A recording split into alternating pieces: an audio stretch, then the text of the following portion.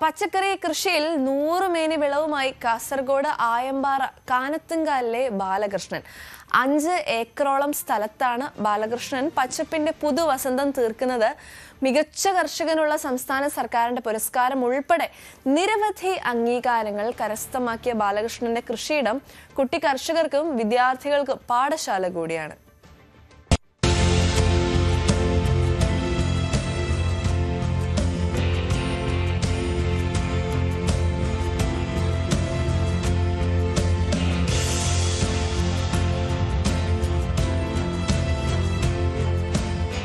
കടുത്ത വേനലിൽ പോലും പച്ചപ്പിന്റെ മനോഹാരിത നിറഞ്ഞതാണ് പെരിയ ആയമ്പാറ കാനത്തുങ്കാലിലെ ബാലകൃഷ്ണന്റെ കൃഷിയിടം. സ്വന്തമായുള്ള 1.5 ഏക്കർ സ്ഥലത്തിന് പുറമെ പാട്ടത്തിനെടുത്ത ഭൂമിയിലും ബാലകൃഷ്ണൻ കൃഷി ഇറക്കിയിട്ടുണ്ട്. പാവൽ, കോവക്ക, നരമ്പൻ, വെണ്ട, കക്കരി, പടവലം, ചീര, പയർ, മത്തൻ തുടങ്ങിയ പച്ചക്കറികളും നേന്ത്രവാഴയും നാണ്യവിളയായി കുരുമുളകും തെങ്ങും കവുങ്ങും എന്ന് വേണ്ട എല്ലാത്തരം കൃഷിയും ഇദ്ദേഹത്തിന് ചിരപരിചിതമാണ്. കഴിഞ്ഞ 45 വർഷത്തോളമായി ഇദ്ദേഹം പാരമ്പര്യമായി കൃഷി ചെയ്തു വരുന്നു.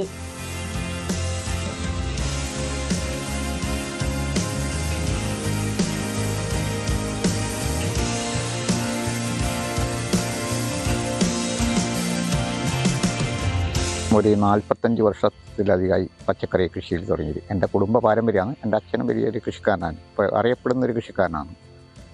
ഈ 45 വർഷത്തിൽ ഏകദേശം ഞാൻ എല്ലാം അന്നേരം മുതൽ നേന്ത്രവാഴ, പച്ചക്കറി ഇനങ്ങളാണ് കൂടുതൽ ചെയ്യുന്നത്. പിന്നെ ഇപ്പോൾ ഒരു 1.5 ഏക്കർ സ്ഥലം സ്വന്തമായിട്ടുണ്ട്. ആ സ്ഥലത്ത് കംപ്ലീറ്റ് തെങ്ങും കവുങ്ങും കുരുമുളകും ഇതെല്ലാം ഇടവിളയായിട്ട് കൃഷി ചെയ്യുന്നുണ്ട്.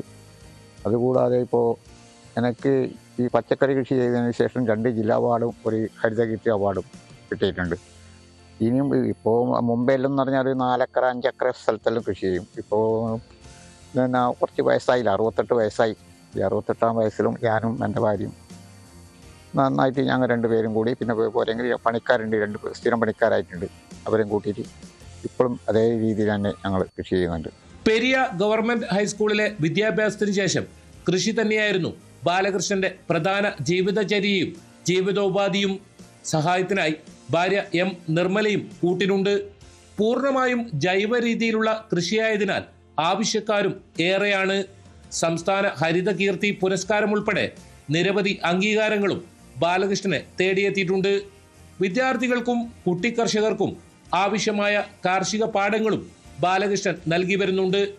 അധ്വാനിക്കാനുള്ള മനസ്സും ആരോഗ്യമുള്ള ശരീരവും നിശ്ചയദാർഢ്യവും ഉണ്ടെങ്കിൽ കൃഷിയിൽ വിജയം സുനിശ്ചിതമാണെന്ന് ബാലകൃഷ്ണൻ സാക്ഷ്യപ്പെടുത്തുന്നു. KV Baiju, news 18, Kasaragod. ഈ ഓണക്കാലത്തൊക്കെ പച്ചക്കറികൾക്കൊക്കെ വലിയ ഡിമാൻഡായിരുന്നു. എന്തായാലും 68-ാം വയസ്സിലും നമ്മുടെ ബാലകൃഷ്ണൻ ചേട്ടൻ തകൃതിയായി കൃഷി ചെയ്തുകൊണ്ടിരിക്കുകയാണ്.